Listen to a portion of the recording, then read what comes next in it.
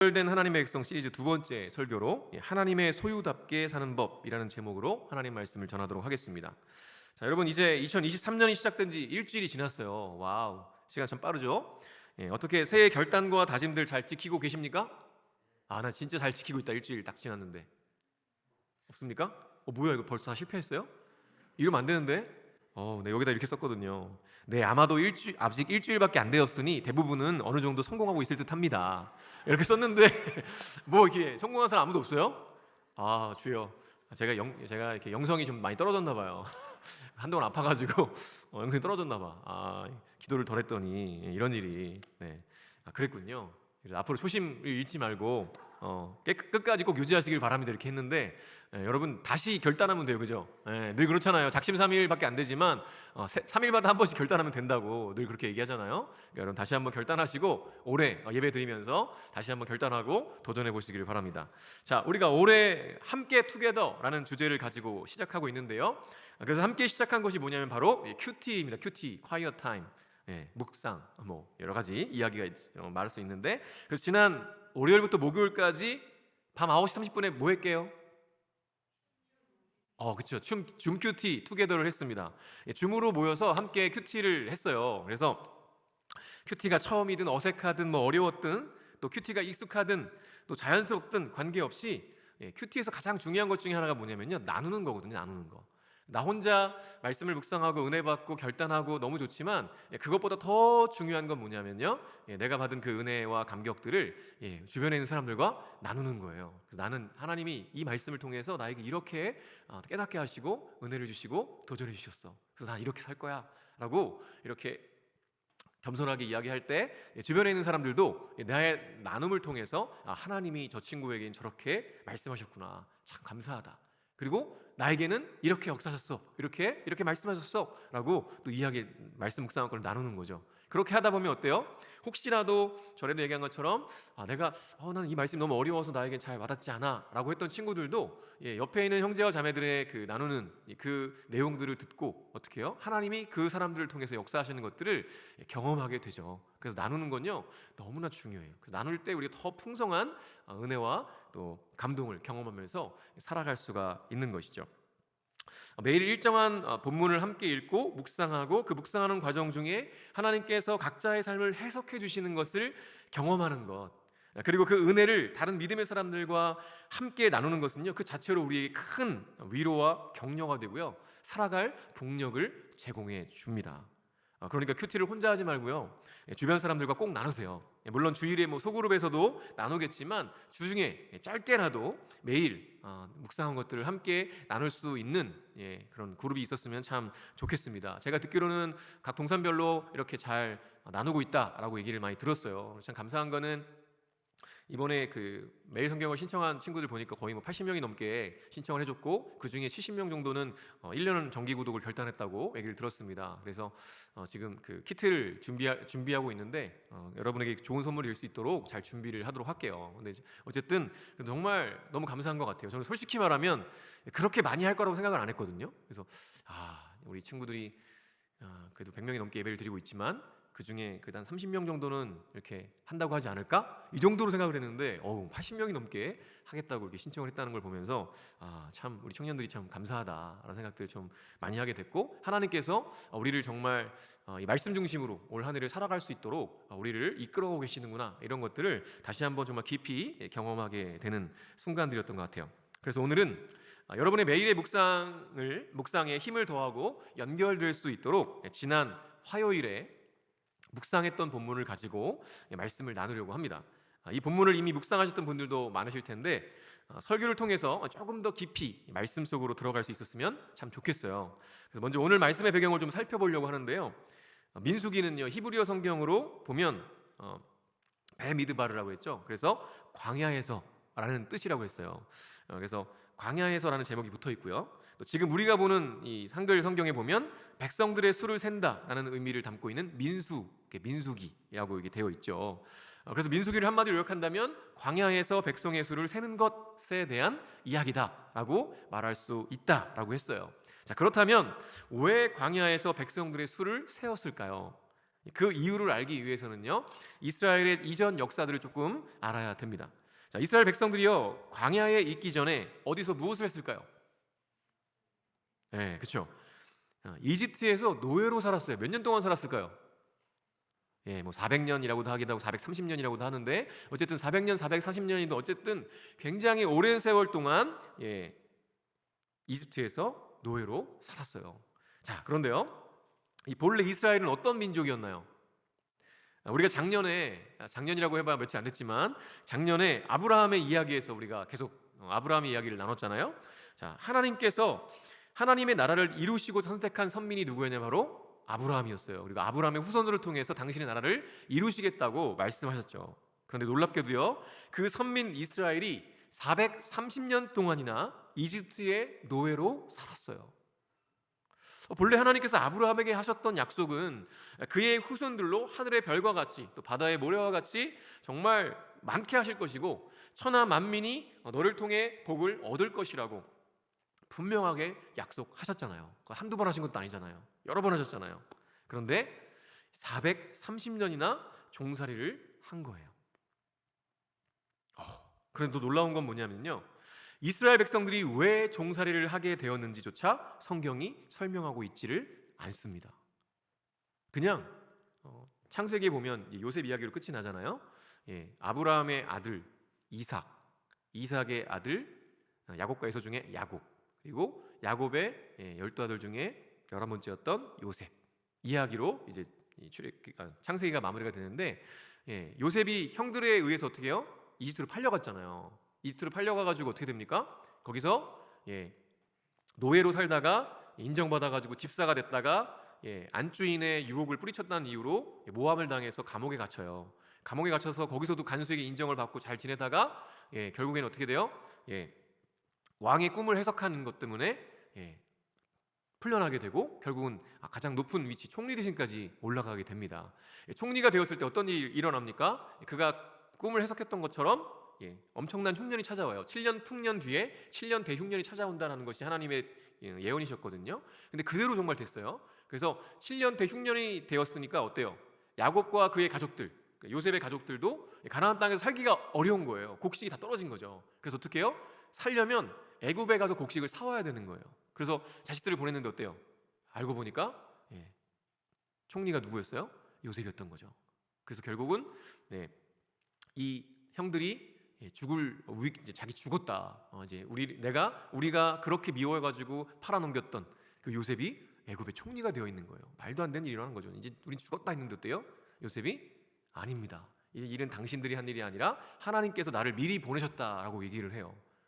정말 대단한 믿음이죠. 하나님이 우리 가족들을 구원하기 위해서, 우리 민족을 구원하기 위해서 나를 먼저 보내신 것입니다 라고 고백합니다. 그러니까 걱정하지 말라고 이야기하죠. 그래서 야곱을 데리고 와요. 야곱과 그 가족들 70명이 그래서 가나안 땅에서 애굽으로, 이집트로 들어오게 되죠. 그런데 이 요셉이 워낙 탁월한 사람이었기 때문에 바로 왕이 너무나 귀하게 여겼어요. 그래서 어떻습니까? 이스라엘 백성들, 야곱의 가족들 70명을 가장 좋은 땅인 고센 땅에 거하게 하고요, 거기서 정말 잘 살아갈 수 있도록 모든 것들을 다 배려해줘요. 그런데 그렇게 영원토록 잘 살 줄 알았더니 요셉을, 세월이 많이 지나면서 요셉을 알지 못하는 왕이 일어나게 됩니다.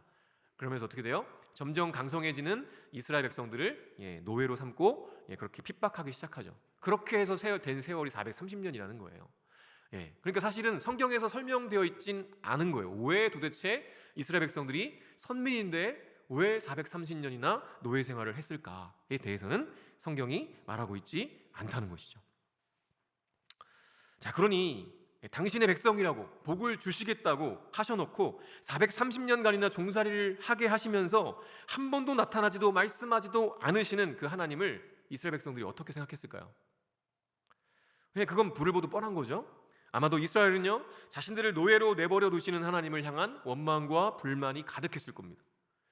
그런 가운데 하나님께서 모세를 부르셔서 출애굽을 하게 하신 거예요. 자, 그러니 모세나 이스라엘 백성들 입장에서 갑자기 나타나셔서 내가 너희 조상 아브라함과 이삭과 야곱의 하나님이다. 그리고 이제 너희를 종되었던 땅에서 이끌어내서 젖과 꿀이 흐르는 그 약속의 땅 가나안 땅으로 인도하겠다 라고 하시니 얼마나 믿기가 힘들겠어요. 그래서 그 믿기 힘들어하는 백성들을 애굽의 종살이에서 구원해내기 위해서 하나님께서 무엇을 하십니까? 이집트에 10가지 재앙을 탁 하고 내려버리십니다. 자, 그런데 이 재앙들은요, 단순히 이집트와 그 바로 왕을 향해서 하나님이 어떤 분이신지 드러내려고 하시는 것만은 아니었어요. 이스라엘 백성들에게도 아브라함과 이삭과 야곱의 하나님, 즉 이스라엘의 그 하나님이 어떤 분이신지 당신 스스로를 이스라엘 백성들에게 증명하고 계신 거예요. 내가 이런 존재야. 내가 아브라함과 야곱과 이삭의 하나님이야. 바로 내가 너희의 하나님이야. 그러면서 10가지 재앙을 빵 하고 내려버리신 거예요. 그리고 어떻게 해요? 이스라엘은 보호해 주시잖아요. 이런 걸 보면서 정말 그 우리 조상의 하나님이시구나 라는 것들을 깨닫게 해주시는 것입니다. 사실 이스라엘이 뭐라고 하나님께서 자신을 증명하시려고 이런 일까지 하셔야 했을까요? 그건 너무나 분명하죠. 이스라엘을 사랑하셨기 때문이에요. 이스라엘을 사랑하셨기 때문에 이스라엘을 구원하시기 위해서 그렇게 자신을 스스로 증명하기까지 하셨던 겁니다. 자, 그러면 또 질문이 생겨요. 아니, 그렇게 사랑하신다면 왜 430년이나 종살이를 하도록 내버려 두시다가 이제서야 나타나셨을까? 여러분, 이상하지 않습니까? 그것이 궁금한 거예요. 그런데 안타깝게도 성경은 그 부분에 대해서는 아무런 설명을 해주지 않아요. 다만 우리가 성경 전체의 맥락을 살펴보고 추론해 볼 수 있는 것은 이 430년 동안 이스라엘 백성들이 하나님 없이 이집트라는 그 세상을 대표하는 세력 아래에서 노예로 살았다는 거죠. 그리고 이제 그 압제 속에서 신음하고 고통하는 이스라엘의 부르짖음을 들으신 하나님께서 때가 되어서 이제 이들에게 당신을 나타내시고 이들을 당신의 백성으로 다시 부르고 계시다는 겁니다. 이것이 무엇을 의미할까요? 하나님 없는 삶의 허무와 고통을 알게 하시는 거예요. 430년 동안 하나님 없이 이집트라는 정말 초강대국, 세상을 대표하는 그 권력 아래에서 노예로 살아가면서 하나님 없는 삶의 허무와 고통과 아픔을 알게 하시는 거죠. 그리고 하나님이 아니라 깨어진 세상의 권력과 그 권세 아래에서 살아가는 것의 아픔을 알게 하시는 거예요. 그리고 그 모든 세상의 깨어짐과 고통 속에서 이스라엘을 구원하셔서 당신의 백성으로 삼으시고 당신의 온전한 통치와 다스림 안에서 모든 것이 온전히 회복된 그 하나님의 나라에 들어가게 하시려고 이들에게 430년의 노예 생활을 그냥 내버려 두셨다는 것이죠. 그래서 본래 하나님께서 이 세상을 만드시고 우리를 창조하셨을 때의 그 완전하고 온전한 복이 가득한 지복의 상태인 샬롬을 우리와 함께 누리기를 원하시는 것이 바로 하나님의 뜻이었다는 것을 우리가 알 수가 있습니다. 바로 이스라엘을 출애굽시키시고 광야를 지나서 가나안 땅에 들어가게 하시는 그 과정들을 통해서 하나님의 백성으로서 어떻게 부름받고 구별되어 살아가야 하는지에 대해서 이스라엘을 통해서 우리 모두에게 보여주고 계시는 거죠. 성경 전체는요, 아담과 하와가 범죄에서 타락한 이후에 인류가 겪고 있는 이 깨어짐과 고통이 얼마나 극심한 것인지 보여줍니다. 그리고 그 죄악 깨어짐의 고통에서 우리를 구원하시기 위해서 하나님께서 아브라함이라는 한 사람을 택하셔서 당신의 나라를 시작하시고 세워가시며 결국 그 나라를 완성하시는 그 놀라운 비전과 서사를 성경 전체가 담고 있는 거예요. 그리고 우리는요, 이 세상을 구원하시려는 그 하나님의 그 원대한 계획 가운데 일부분을 민수기를 통해서 경험하고 있는 것입니다. 민수기는 하나님 없는 삶, 그 깨어진 고통의 삶을 상징하는 이집트에서 나와서 약속의 땅인 가나안에 들어가기 전까지의 이야기를 다루고 있는 거예요. 그래서 정말 중요한 거죠. 특별히 민수기는요, 광야에서 백성의 수를 세는 이야기라고 했죠. 그것은 우리의 구원의 여정과 특별한 관계가 있습니다.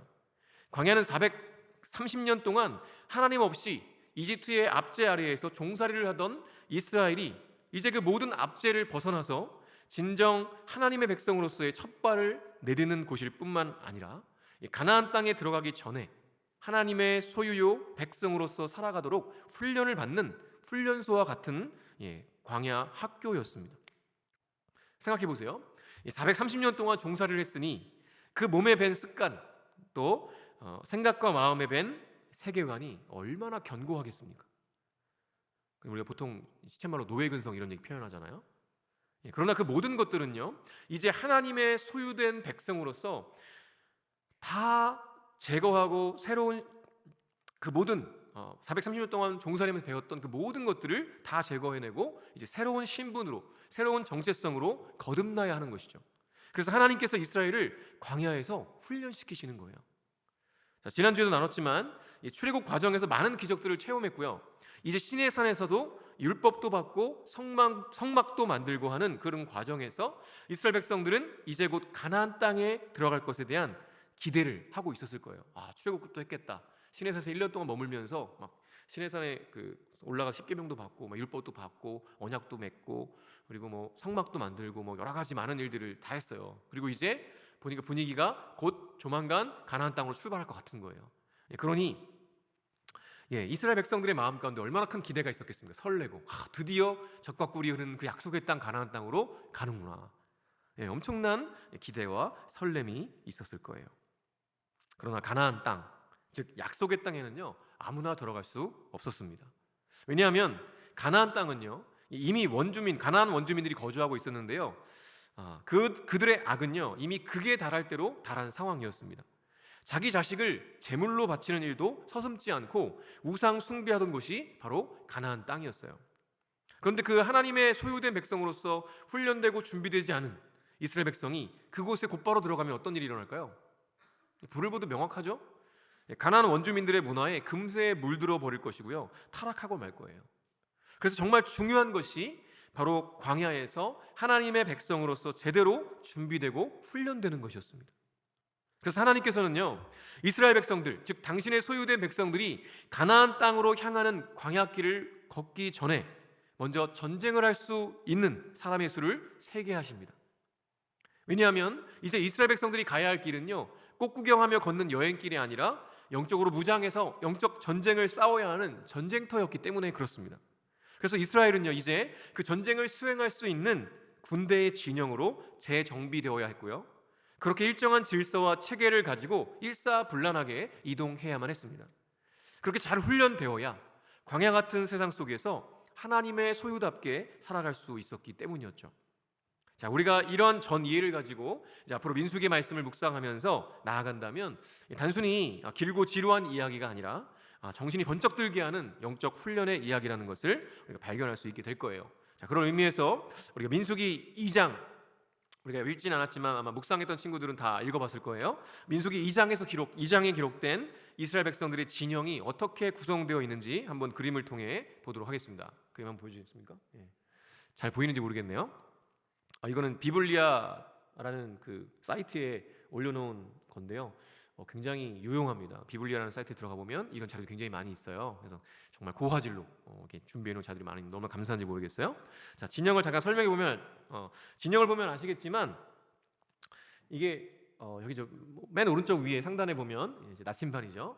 N 북극, 북쪽이 뭐예요? 위쪽 비라와 실바의 아들들이라고 써 있는 저기 납달리 단 아셀, 거기가 북쪽이고, 그다음에 오른편에 이사갈 유다 스불론, 여기가 동쪽입니다. 그죠? 그럼 당연히 갓 루벤 시몬은 남쪽, 베냐민 에브라임 므낫세는 서쪽이 되겠습니다. 이렇게 보시면서 이야기를 한번 나눠보도록 할게요. 자, 진영을 보면 알겠지만 진영의 가장 중심에 뭐가 있어요? 성막이 있습니다. 잘 안 보이죠? 성막이 있습니다. 성막이 있고요. 그리고 성막 주변 사방에는 누가 있냐면 거룩하게 구별된 레위 자손들이 자리하고 있습니다. 보이는지 모르겠어요? 여기 성막 동편 레위인 모세와 아론의 아들들이 돼 있고, 북쪽으로는 레위인 무라리 자손들이 있고, 남쪽으로는 고핫 자손들이 있고, 서쪽으로는 게르손 자손들이 있어요. 이렇게 레위 자손들로 지금 이 모습은 뭐냐면 진영을 치고 있을 때, 그러니까 이제 낮에는 행군을 하고 밤에는 진영을 갖추어서 쉬잖아요. 이 진영을 갖출 때의 모습이에요. 밤에 쉴 때. 그럴 때 성막을 중심으로 그 주변 사방으로는 레위인들이 저렇게 진을 치게 되고요. 그리고 그 주변 사방으로 또 이렇게 세 지파씩 나눠서 사방으로 진을 갖추게 되어 있었습니다. 이 진영의 모습에서 가장 중요한 핵심 뭘까요? 바로 이 진영의 중심에 성막이 있고 모든 지파들이 사방에서 성막을 향하도록 진영을 이루게 되어 있다는 것입니다. 이것은요 모세가 만들어낸 진영이 아니에요. 하나님께서 모세에게 이렇게 하라고 명령하신 것입니다. 그렇다는 건 무엇을 의미할까요? 네, 이 진영의 구도가 하나님이 의도하신 구조라는 거죠. 즉 하나님께서 이스라엘을 구별된 하나님의 백성으로 부르시고 가장 중요하게 여기시는 것이 바로 삶의 모든 중심에 성막, 즉 하나님이 계셔야 한다는 것입니다. 이것을 이스라엘 백성들은 광야 생활을 하는 내내 매일같이 경험하며 훈련했던 거예요. 자, 이들은 매일 진을 치고 걷는 과정, 그리고 행진하는 내내 성막이 자신들의 진영의 늘 중심에 있다는 것을 보았어요.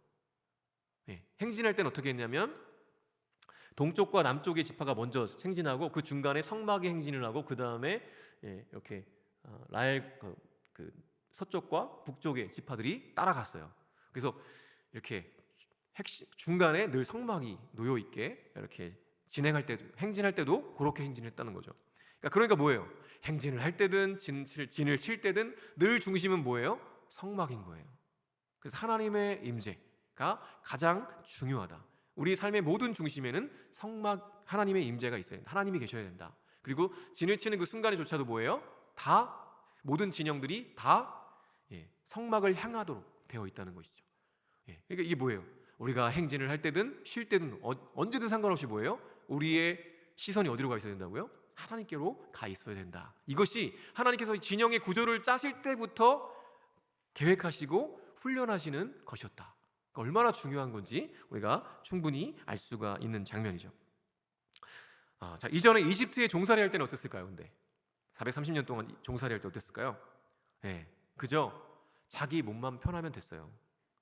힘든 노동을 하면서도 다른 사람들보다는 나와 내 식구들만을 챙기고 그리고 내 식구들만 눈에 들어왔을 거예요. 자기 중심성에 사로잡혀서 살았을 거라는 거죠. 내가 아무리 지금 뭐 쉬고 있다고 해도 힘들고 어려운 일을 하고 있는 그 사람들을 볼 때 내가 손해보면서 그 사람을 도와주거나 이러기가 쉽지 않았을 거예요. 그리고 노예 생활하고 있었기 때문에 뭐 거기에 뭐 빈부의 격차가 이러진 않았을 거예요. 다 보급받고 막 이렇게 배급받고 막 이랬을 텐데 그런 상황 가운데 있었기 때문에 오히려 더 서로를 챙기지 못하고 오히려 더 자기의 이익을 위해서 그렇게 행했을 거라는 거죠. 그렇게 430년 동안 이 노예의 삶을 살면서 자기 중심성이라는 삶을 살아왔을 거라는 겁니다. 그러나 이제는 그렇게 자기 중심이 아니라 하나님 중심으로 살아야 한다는 것을요, 진영의 구조 자체로부터 훈련하고 있는 거예요. 자, 이처럼 성경은요, 처음부터 끝까지 인간의 자기 중심성이라는 근본적인 그 죄의 문제를 본래의 하나님 중심으로 회복하는 것에 집중하고 있다는 것을 우리는 보게 됩니다. 자, 그렇게 민수기 2장에서 진영을 조직하고 오늘의 본문인 3장으로 넘어오게 되는데요. 이제 3장부터는 시내산에서 행군을 시작하기 전에 가장 중요한 성막을 관리하고 이동하는 모든 과정을 담당하게 될 레위인들에 대한 이야기가 등장합니다. 자, 그런데요, 이 3장의 첫 시작이 좀 충격적인 사건을 거론하면서 시작이 돼요. 먼저 1절에서 3절 말씀을 다 같이 한번 읽어볼까요? 시작. 주님께서 시내산에서 모세에게 말씀하시던 때에 아론과 모세에게 아들들이 있었다. 아론의 아들들의 이름은 맏아들은 나답이요, 다음은 아비후와 엘르아살과 이다말이다. 그들은 아론의 아들들로서 제사장의 직무를 맡도록 기름 부어 제사장으로 거룩하게 구별된 사람들이다. 아멘. 네, 아론의 아들들이 거론돼요. 아론은 이제 모세의 형이죠. 근데 이 아론은 하나님께서 대제사장으로 구별해서 세우셨어요. 대제사장으로. 그리고 아론의 자식들이 대대로 제사장의 직분을 감당하도록 정하셨어요. 그리고 그렇게 제사장으로 세워진 아들들의 이름이 나오게 되는데요, 바로 나답, 아비후, 엘르아살, 이다말이었습니다. 근데 이들은 아론과 마찬가지로 기름 부음을 받고 거룩하게 구별되어 제사장 직분을 위임받은 제사장들이었어요. 이것은 사람에게서 구별된 게 아니라 하나님께서 이들을 거룩하게 구별하셨다는 걸 의미하는 겁니다. 자, 그런데요, 4절을 보면 깜짝 놀라요. 4절 다시 한번 읽어볼까요? 시작. 나답과 아비후는 시내 광야에서 주님께 금지된 불을 들이다가 주님 앞에서 죽었는데 아들이 없이 죽었기 때문에 엘르아살과 이다말만이 그들의 아버지 아론 앞에서 제사장 일을 맡아 하였다. 안타깝게도 이 4명의 아들 중에 첫 두 아들 나답과 아비후가 이미 시내산에서 죽은 거예요. 출발하기도 전에. 왜 죽었나요? 아주 명확하게 말씀하고 계시죠? 여호와 앞에 다른 불을 들이다가, 금지된 불을 들이다가 주님 앞에서 죽었다라고 표현하고 있습니다. 이 내용은 레위기 10장 1절과 2절에 보면 이렇게 기록하고 있어요. 아론의 아들 가운데서 나답과 아비후가 제각기 자기의 향로를 가져다가 거기에 불을 담고 향을 피워서 주님께로 가져갔다. 그러나 그 불은 주님께서 그들에게 명하시는 것과는 다른 금지된 불이다. 주님 앞에서 불이 나와서 그들을 삼키니 그들은 주님 앞에서 죽고 말았다. 이게 10장 1절 2절 말씀이거든요. 근데 8장에 보면 어떤 내용이 나오냐면 아론과 그 아론의 자식들이었던 나답과 아비후를 비롯한 그 아들들이 제사장으로 위임을 받는 위임식이 나와요. 8장에 그 위임식이 정말 거룩하게 진행이 됩니다. 그렇게 기름 부어서 위임을 받고 제사장이 된 거예요. 그 다음에 9장으로 넘어가면 아론이 대제사장으로 기름 부으심을 받고 첫 번째 제사를 드려요. 아들들과 함께. 그 첫 번째 제사를 드린 다음에 모세와 함께 성막에 들어갔다가 나오는데 놀라운 일이 벌어집니다. 제단 위에 버려놨던 그 모든 제물들이 어떻게 되냐면 갑자기 여호와의 불이 제단에서 훅 나와요. 그래가지고 그 모든 제물들 다 태워버립니다. 거룩한 불이에요. 그래서 하나님께서 거룩한 불을 그때 제단 가운데 내려주시죠. 그래서 이 이스라엘의 모든 제사에 쓰이는 그 불들, 제사에 쓰이는 그 모든 불들은 어디서 가져와야 되냐면 여호와의 거룩한 불인 제단에서 취해야 되는 거예요. 모든 불을. 그게 법이에요. 그런데 지금 레위기 10장으로 넘어가면서 이 아론의 아들 가운데 나답과 아비가 어떻게 했다고요? 자기의 향로를 가져다가 거기 불을 담고 향을 피워서 주님께로 가져갔어요. 향을 드리려고. 근데 그 불이 어떤 불이었냐면 제단에서 가져온 하나님이 정해놓으신 그 불이 아니고 금지된 불이었던 거예요. 다른 불이었던 거예요. 그래서 그 다른 불을 가지고 와서 향을 드리니까 어때요? 하나님께서 불이 나와서 그들을 태워버리는 거예요. 그래서 그들이 주님 앞에서 죽어버렸어요. 그리고 오늘 말씀에 기록한 대로 자식이 없이 죽었습니다. 그래서 대를 잇지를 못해요. 나답과 아비후는. 자, 우리가 레위기와 민수기 초반부를 읽어보면요, 하나님께서 이 제사에 대해서 얼마나 세밀하게 말씀하시는지 모릅니다. 왜냐하면 이 거룩하신 하나님 앞에 서는 우리가 너무나 추하고 더럽기 때문에 그래요. 그분과 우리는요, 이루 말할 수 없는 거리가 있기 때문에 그렇습니다. 그래서 우리는 하나님 앞에 설 자격이 없다는 것을 아주 분명하게 말씀해 주고 있는 거예요. 그럼에도 자격 없는 우리가 하나님 앞에 나아갈 수 있는 은혜의 기회를 주시기 위해서 하나님께서는요, 아주 철저히 거룩하게 구별된 이들만이 정말 철저한 정결례와 제사법을 지켜야만 하나님께 제한적으로 나아갈 수 있도록 은혜를 베풀어 주셨어요. 그게 바로 제사장들을 통해서 제사를 드리도록 하신 거였어요. 자, 그런데 그런 상황을 이 아론의 아들인 나답과 아비후가 몰랐을까요? 분명히 하나님께로부터 온 불이 타오르고 있는 그 제단에서 불을 취해야 하는데 그들은 그렇게 하지 않고 다른 불을 담았어요. 알면서도. 이들이 왜 그렇게 했을까요? 교만했기 때문입니다. 여전히 자기 중심성이라는 죄에 사로잡혀 있었기 때문인 거죠. 자신들이 아무나 할 수 없는 제사장의 직분을 위임받아 세워졌다고 어깨가 올라갔던 거예요. 그래서 월권을 한 것이죠. 아담과 하와가 어떻게 범죄하게 되었습니까? 어떻게 선악과를 따먹게 됐죠? 하나님이 왕이시오 주인이신데 그 자리를 탐했기 때문이 아니었습니까? 내가 이 선악과를 먹으면 하나님처럼 될 수 있다는 그 유혹 때문에, 그 탐욕 때문에, 그 욕심 때문에 하나님의 말씀을 어기지 않았습니까? 나답과 아비후도 마찬가지였어요. 자기 자신이 뭐라고 된 것처럼 착각하고 교만해서 하나님의 말씀에 불순종했던 거죠. 불순종한 정도가 아니라 자신들이 하나님의 자리에 앉아서 하나님이 제정하신 그 법을 버리고 자신들이 만든 법으로 바꿔버린 거랑 똑같은 거예요. 하나님은 이렇게 말씀하셨지만 나는 이렇게 해. 너희들 다 봐. 내가 이런 사람이야.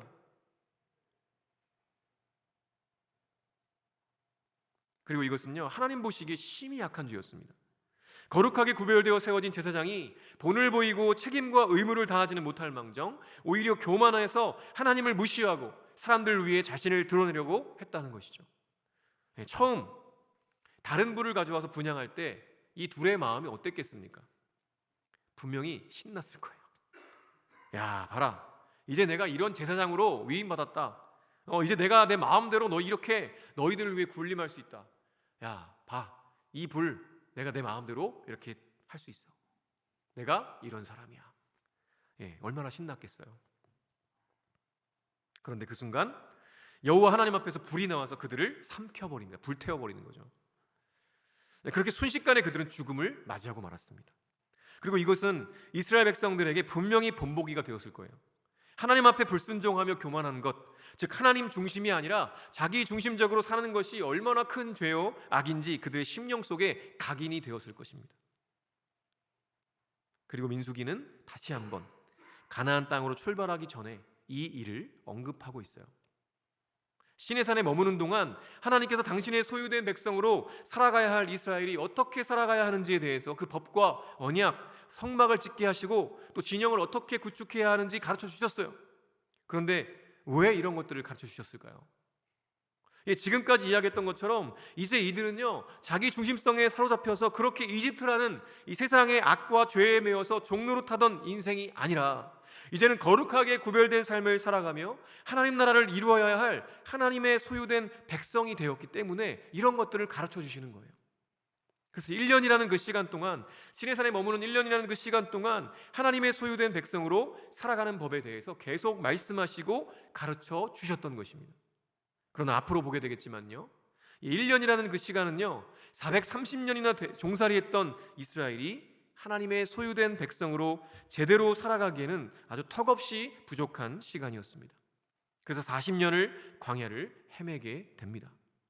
그렇게 철저히 하나님 중심으로 살아가는 삶, 하나님의 소유된 백성으로 살아가는 법을 몸으로 체득하도록 40년을 굴리세요. 이것이 바로 하나님의 소유답게 사는 첫 번째 방법인데, 바로 자기 중심이 아니라 하나님 중심으로 사는 것입니다. 하나님의 말씀에 순종하며 살아가는 거예요. 내 생각, 내 뜻이 아니라. 그리고요, 하나님의 소유답게 사는 두 번째 방법은요, 바로 하나님이 세우신 권위와 질서에 순종하며 살아가는 것입니다. 나답과 아비후의 이야기에 이어서는요, 아론의 자손들을 제외한 다른 레위인들의 이야기가 나와요. 근데 이들은 아론처럼 레위 자손이었어요. 똑같이 레위 자손이었습니다. 아론과 모세처럼. 그런데 하나님께서는요, 아론의 자손들만 제사장으로 세우세요. 그 외 다른 레위인들은 아론과 제사장들에게 맡기라고 말씀하십니다. 그래서 그들을 돕게 만드세요. 사실 레위인들의 입장에서 보면요, 다 같은 레위의 자손인데 왜 아론의 자손만 제사장의 직임을 맡고 자신들은 어떻게 보면 덜 중요해 보이는 그런 허드렛 일들만 맡았는가 하면서 불만을 가질 수도 있는 상황일 거예요.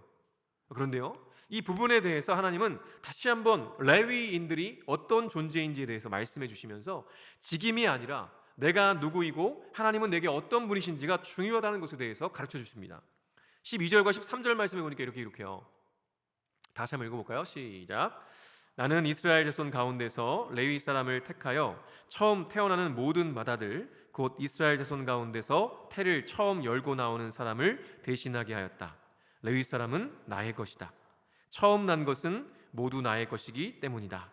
내가 이집트 땅에서 첫 번째로 난 모든 것을 칠 때에 사람이든지 짐승이든지 이스라엘에서 처음 난 것은 모두 거룩하게 구별하여 나의 것으로 삼았다. 나는 주다 라고 말씀하십니다.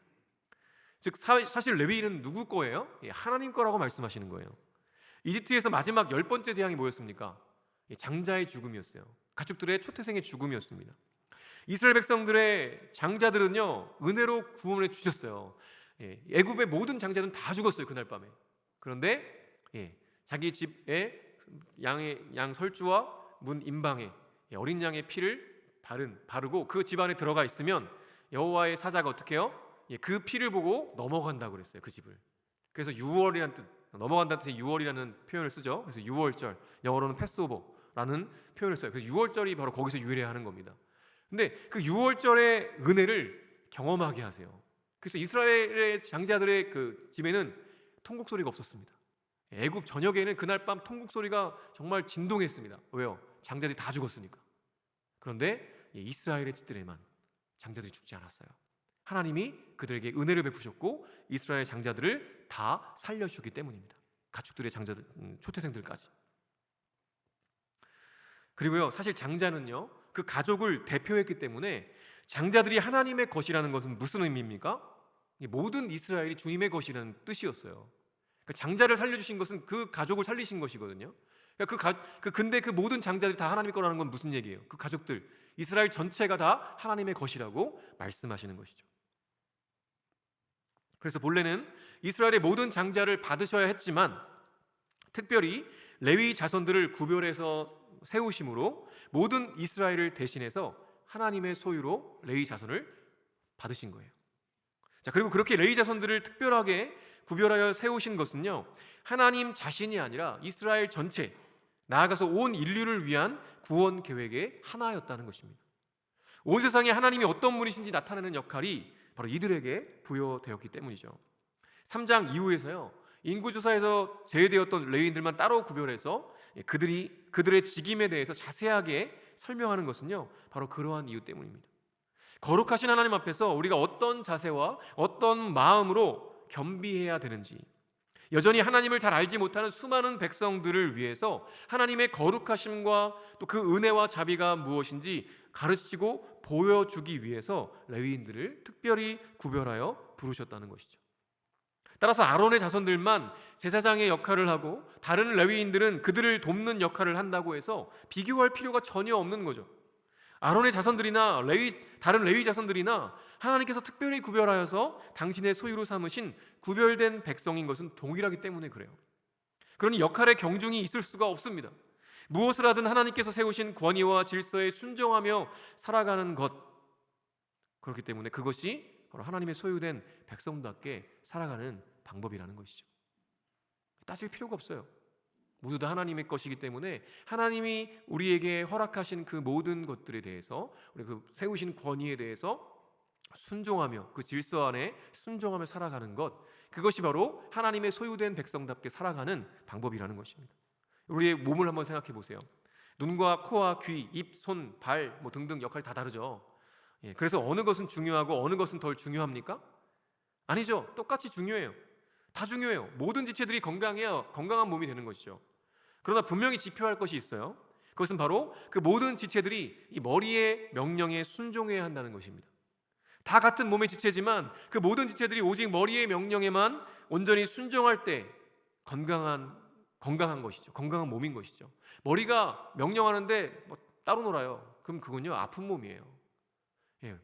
모든 지체는 다 똑같이 중요하지만 딱 한 가지 우리가 공유하는 것은 뭐냐면 머리의 명령에 무조건 순종해야 된다는 거예요. 그래야 건강한 몸인 거예요. 그것처럼 우리의 머리 되시는 예수 그리스도와 그분께서 세우신 권위와 질서에 순종하는 건요, 너무나도 중요한 거라는 거죠. 하나님이 세우신 질서라는 것입니다. 그리고 마지막 세 번째, 하나님의 소유답게 사는 방법은요, 바로 책임과 의무를 다해야 된다는 것이에요. 레위인들은요, 분명히 특별한 부르심과 구별하심을 받았어요. 그렇기 때문에 분명한 특권이 있었습니다. 하나님의 성막을 지근거리 섬겼어요. 그래서 가장 가까이서 그분의 영광의 임재를 경험할 수 있었습니다. 누릴 수 있었어요. 그리고 많은 사람들로부터 대접을 받았겠죠. 병역도 면제됐고. 그러나 그와 함께 분명한 책임과 의무도 있었습니다. 가장 거룩하게 구별된 성막과 그 언약궤와 그 모든 제사에 관련된 것들을 이들이 다 도맡아서 해야 됐어요. 근데 사실 따져보면요, 굉장히 힘들고 어려운 일들이 많았습니다. 그런데 이들은요, 이 귀한 사명을 위해서 거기다가 목숨까지 걸어야 했습니다. 나답과 아비후가 그렇게 교만해서 죽임을 당했던 것처럼요, 그런 일들이 자신들에게도 일어날 수 있었기 때문이에요. 조금이라도 실수하거나 잘못하면, 교만하면 하나님께 치셨어요. 죽었어요. 그래서 날마다 거룩하신 하나님의 성막을 섬기고 제사장들의 직무를 돕는 것은 정말 엄청난 책임과 의무를 가지는 것이었습니다. 자, 여러분 어떻습니까? 사실 우리 모두는 예수 그리스도의 그 십자가의 은혜로 말미암아 살았어요. 그래서 우리도 레위인들처럼 하나님께 이미 드려진 존재들이며 그분의 소유된 백성이라고 성경은 말씀합니다. 그래서 우리는 예수 그리스도를 의지하며 마음껏 하나님 앞에 나아가는 특권을 지금도 누리고 있죠. 우리가 지금 이렇게 마음껏 예배드릴 수 있고, 나 혼자 집에서도 기도할 수 있고, 말씀을 묵상할 수 있고, 이 모든 건요, 정말 하나님의 특별한 은혜인 거예요. 구약시대 때는 상상할 수 없는 일이었습니다. 죽었어요, 이렇게 하면. 그런데 우리는 예수 그리스도의 그 놀라우신 십자가의 은혜 때문에 마음껏 자유롭게 하나님 앞에 나아갈 수 있는 특권을 지금도 누리고 있다는 것이죠. 그러나 그와 함께 우리는 구별됨의 의미와 무게를 분명히 인식하고 있어야 됩니다. 그래서 우리를 구별하여 부르신 이유가 무엇인지를 날마다 생각하면서 우리의 삶의 자리에서 최선을 다해서 주님을 섬기고 하나님의 나라가 이 땅에 완성되기까지 전심전력하며 살아가야 하는 거죠. 이제 2023년을 시작하고 있는 이때 다시금 우리의 삶을 점검해 봅시다. 내 삶의 중심에 누가 있는가? 혹시 하나님이 아니라 내가 있는 것은 아닌가? 혹시 돈이 있는 것은 아닌가? 혹시 친구나 연인같이 사람이 있는 것은 아닌가? 아니면 직업, 직장이 있는 것은 아닌가? 돌아봐야 하는 것이죠. 그리고 만일 내 삶의 중심에 주님이 계시지 않다면 다시 주님이 그 중심에 계시도록 자리를 내어드려야 하는 것이죠. 그 가장 좋은 방법이 바로 예배입니다. 그리고 우리의 매일의 일상에서 말씀 묵상과 기도를 통해 날마다 주님이 내 삶의 중심에 계시도록 날마다 0점 조정하며 살아가야 되는 거예요. 이스라엘 백성들이 진을 풀었다가 행군하다가 다시 저녁이 되면 진을 쳤던 것처럼 그렇게 날마다 2번씩 반복하면서 우리의 삶의 중심이 바로 성막이다, 하나님이 우리의 삶의 중심이다라는 것들을 늘 되뇌었던 것처럼, 되새겼던 것처럼 우리의 일상 가운데에서 날마다 말씀을 묵상하고 그 말씀 앞에 우리가 엎드려 기도하며 나아갈 때, 그러면서 내 삶의 중심이 정말 주님이 계시다는 것을 우리가 날마다 인지하고 그렇게 살아가기 시작할 때 우리의 삶이 정말 하나님의 소유답게 살아가게 되는 복을 누리게 될 줄로 믿습니다. 그리고 그렇게 묵상한 말씀과 삶을요 나눠야 돼요. 나 홀로 가지 않고 함께 가야 됩니다. 주님과 함께, 그리고 공동체와 함께 말이죠. 참 감사한 건요, 저와 여러분은 참 연약한 사람들입니다. 그런데 이런 사람들을 하나님의 소유로 삼아주셨다는 거예요. 우리의 주인이 유한한 인간이 아니라 전능하신 하나님이시라는 것, 그리고 그분이 우리의 삶을 책임져 주신다는 것이 얼마나 감사한 일인지 모르겠어요. 사실 여러분의 인생 책임 못 지시잖아요. 여러분 부모님도 책임 못 지세요. 그죠? 여러분 여자친구도 남자친구도 여러분을 책임져 주지 않습니다.